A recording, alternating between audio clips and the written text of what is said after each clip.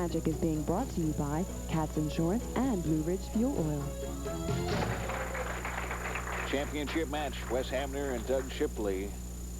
This one's for the DPBA Men's Masters title. Doug Shipley. I can't give you the 10 games he shot in qualifying. All I can tell you is it averaged almost 171. It's 5 games today, 148, 163, 198, 193, and 203, and that's high. I don't care how fast you say it. And that's probably the worst break he's had all weekend. Actually, I saw that 148 game. He and lost that game in head-to-head against Barry Adolph, but he was trailing badly and then put a couple of strikes together near the end of that to try to climb back in it. So I said, well, geez, he had a good game, a good day yesterday, and today he's not going to have such a good day, and obviously he got it righted in a hurry.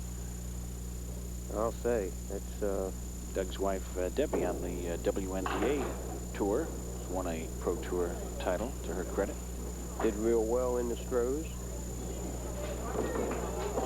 And here's Wes Hamner. Well, when you know someone's bowling as well as Doug Shipley's bowling, you certainly want to get out of the gate. Well, Doug is the higher seeded of the two bowlers, obviously, being top seeded, and he decided to go first. And now Wes Hamner, after Doug leaves the first frame open, Wes has an opportunity to... Had a ball went back down the rack. We got to hold up here a second. We did that for our director. We just got the ball headed in the other direction so he would know what's going on. Get the tape on backwards. We roll in the wrong direction or something. Wes did a little custodial duties there, and now we're ready to go.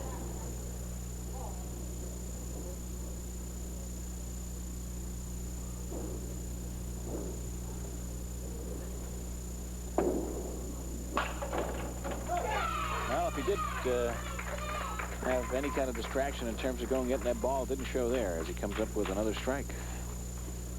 The guy, it's just, I've watched him time after time, and he's very composed, and just inside, I think there's a whole lot of competitiveness in there, and it's like a quiet competitiveness.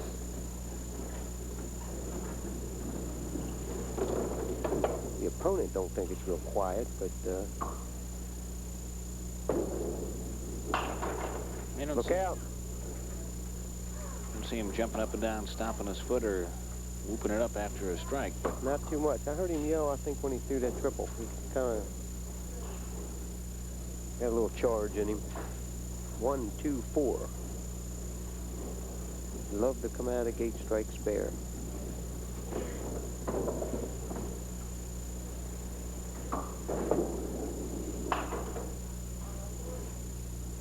Pick the 1 off. Come back at the 2 and the 4. He's got it. Okay, 28-8. And here's Doug Shipley again. Let's talk a little bit about Doug's numbers. 237 is his high single, 594 high 3-game set. Somebody told me he's bowling real well this year in these leagues, too. 152 league average.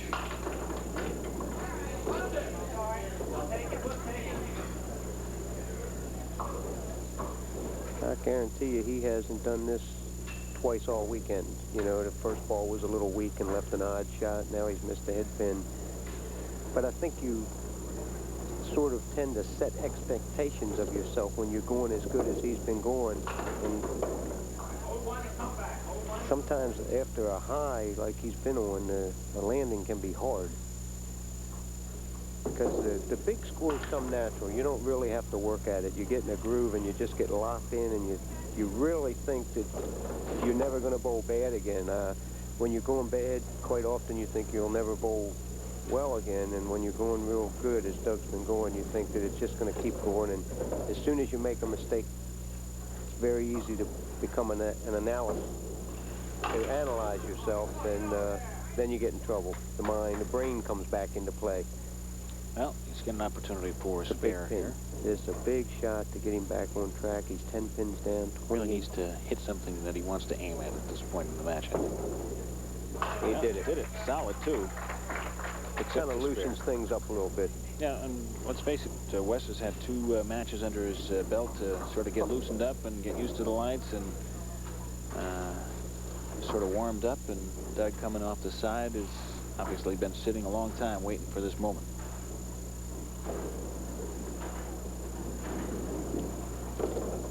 See the concentration, though, on Wes Hamner's face. Pushed it through. Yep. Difference here is $2,500 between first and second place. I bowled with Buddy Kramer in the qualifying, and they're good friends. They bowl in the Richmond area together, and I asked Buddy about Wes today. And the fact that, you know, I mentioned he doesn't get to bowl in a lot of events, and that when he shows up, he bowls well. And Buddy's comments were, he said, Wes got a lot of talent. And well, that 7 gives him a 35 after 3, and tightens up the match just a bit, as Doug Shipley will have 28 plus in the third. And he knew he wasn't too happy with that one when he let it go.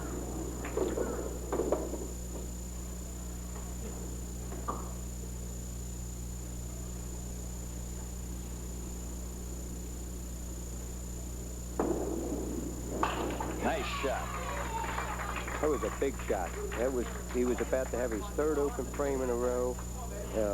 Knowing that he didn't throw the ball real well, he ripped the middle of the frame before, and the second 2 balls weren't really that well thrown either. So just when you think you got him in a little trouble, he gets himself, you saw him take the deep breath, walk up and make the shot. So beautiful spare for Wes Hamner. And now here's Doug Shipley. He put his first mark up on the board in the 3rd frame. And I'll go for him. 1 pin lead, Wes Hamner, 35, Doug Shipley, 34. Wes with a spare in frame 4, Doug shooting for a spare.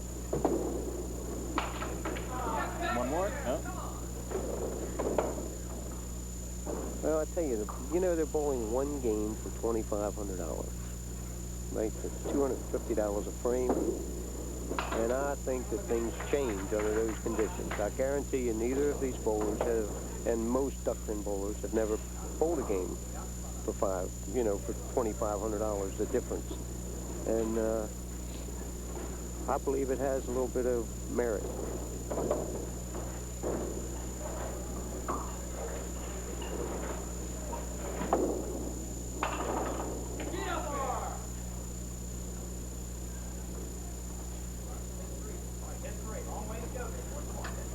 Of course, the pressure that Masters champion, just the name itself, adds to the event also.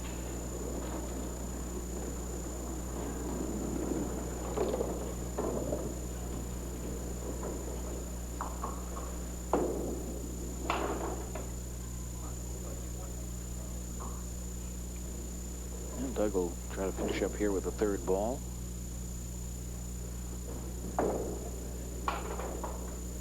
$53 after 5, and Wes Hamner will step in, working on the spare in the 4th.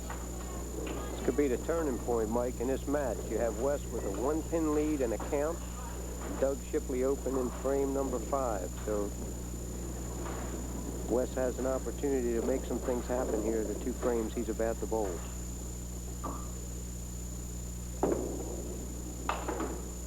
And he gave it away.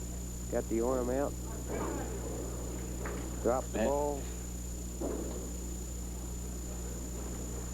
Leads it by 3. He will have to throw a 3rd ball here to. There's a 1-pin lead right now. 5, 6, 10 remaining. 3-pin lead, 56, 53 through 5 frames.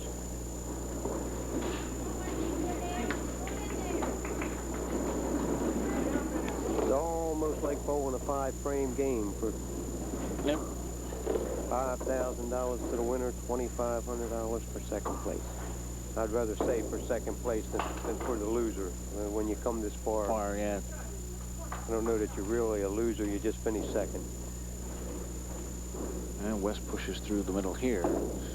That's what Match happens. is still when you- anybody's Sure is. contest. The guy that jumps up and goes strike spare or spare strike or double right now is the guy that definitely has the edge. And Wes just let it get away. Doug had 2 open frames, and of course Wes couldn't answer the call, and he left 2 frames open. So now Doug has the same opportunity. Yep, Doug Shipley will step in. A mark in his frame and go out front in the match. I would say the bowlers are understandably a little slower than normal bowling for this kind of money. The heart's kind of beating. I think I can hear it.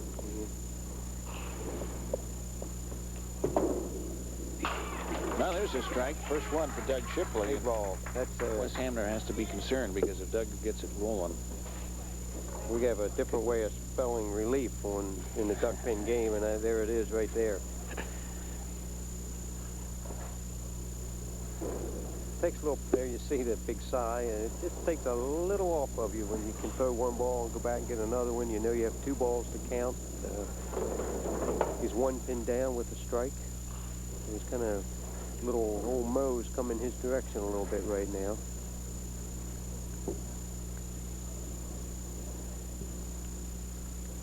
So we're on lane 6.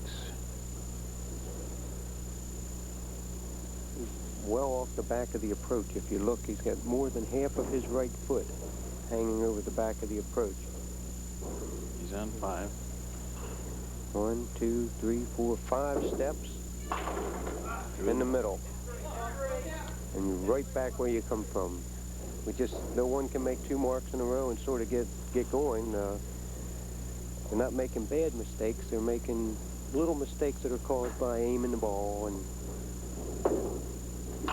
throwing the ball like you're trying to win. That's exactly what happens. He picks up 3 more on the count, so he has 71 after 6. We know one thing for 7-pin sure. lead.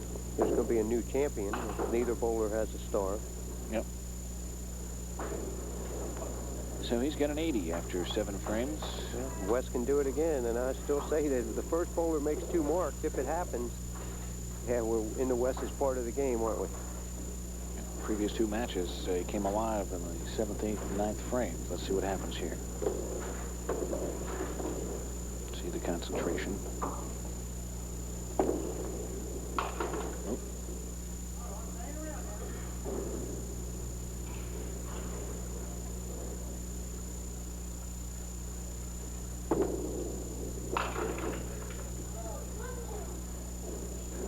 That's a case where you'd like to chop 3 out of the middle instead of 2, huh? Yeah. An extra pin would have played down. Now he's got the 3rd ball to try to pick up 10 pins and stay within 6. Actually, he can pull within 6. Well, we've done it again, Mike. We've gone through a series of shows, and we have not made it to 200. 199. We're not going to do it here either. Well, we're certainly not going to do it here. I think pressure in the championship match sort of assures. Seen some good bowling, though, in this up-the-ladder competition. Oh, we've had good scores, no doubt about that. And here you see just a case of the ball where a bowler is not quite as loose as he'd like to be. Nothing you can do about it. You can take as many deep breaths as you want to. When you get to the line, you just squeeze it a little tighter, and it kills the roll a little bit, and what would have been a tight strike becomes 5 out of the middle. It's just as simple as that.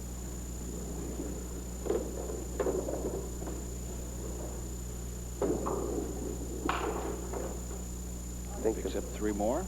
the biggest part of what causes this to happen is just you increase the speed. The adrenaline's flowing, and you're trying to avoid a big mistake, so you throw it hard to compensate for what you might do wrong. And Also, I think just the conservative approach that you're going to take, because you know so much is riding in every pitch, and so in this regard, it's a combination of things that keep the scores down. But this one is still anybody's match, and somebody's got to step forward and take it by the horns and win $5,000. it's become more of a defensive game. There we have a ball going the wrong way on the rack again. Runner.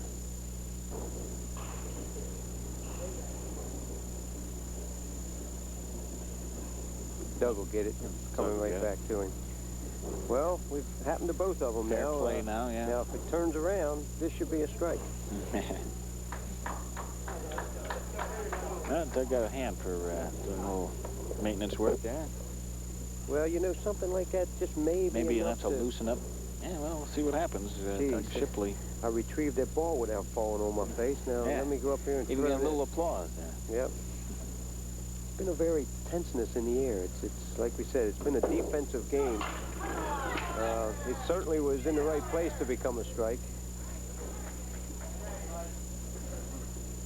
It's a big ball. He's going to have a 7-pin lead with 10. So, of course, it'll be 7+ going into the 9th frame. And an opportunity to make the 2 marks in a row we were talking about.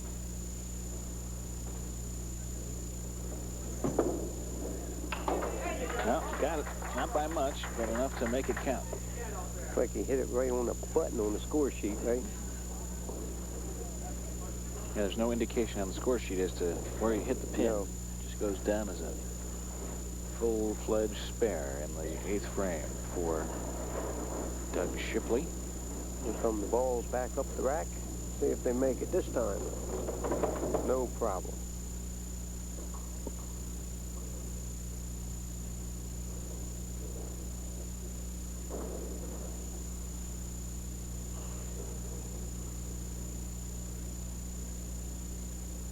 Well, he takes advantage as much runway before liftoff as possible. Huh?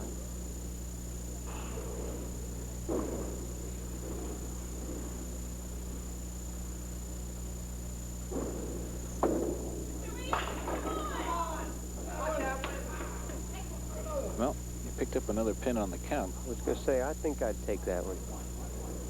Took away a spare shot, but it's one more pin, and it gives him a 15-pin lead, so...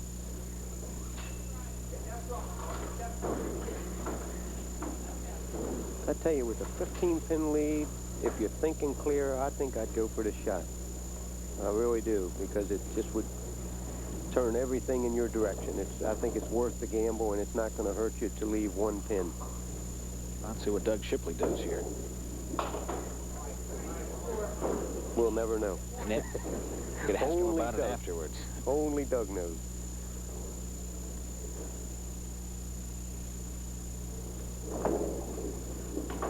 No. 107. Well, after 9, and Wes Hamner will step in to ball 9 and 10. Mike, we've done it time and time again. If he makes 2 marks, he's going to put Doug Shipley on a mark. And we're going to change everything around.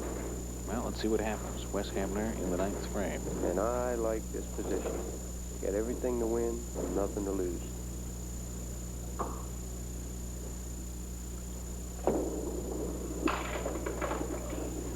Tough shot. That's a little bit of pull in that ball. It went to the side. Had the arm out a little bit. Tough shot, but this can be made in many ways. You get the 5, 9, 10. You can slide the 5 into it. You can almost pick the 5, and the 9 falls into the 10. So you definitely have to hit the number 5 pin. See what happens. Wes Hamner in the 9th. He's got it. Boy, what a shot that was. Is the stage set or what? There's the kids in the background. It doesn't take a high-scoring game to make this an exciting game. We're down to the fact where they're going to bowl 1 frame for $2,500. $5,000 to the winner, $2,500 to second. 14-pin lead with Wes Hamner bowling frame 10 with a spare in the 9th.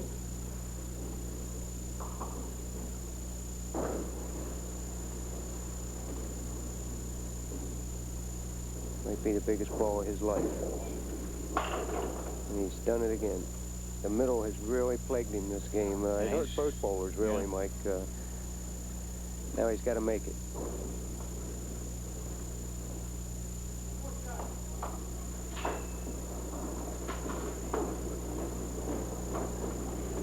And he had a sort of a breath of fresh air after he made that spare in the 9th, but pushes through the middle, and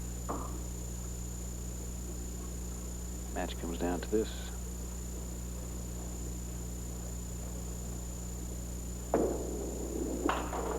You You almost wonder if there's any justice after a guy makes a shot like he just made on the right-hand lane.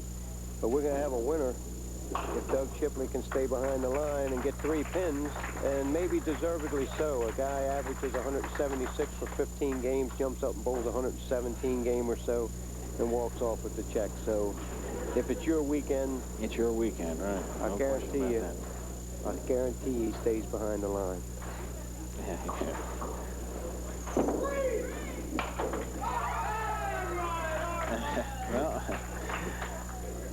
Well, you can laugh now, because Doug Shipley has won the Masters and $5,000.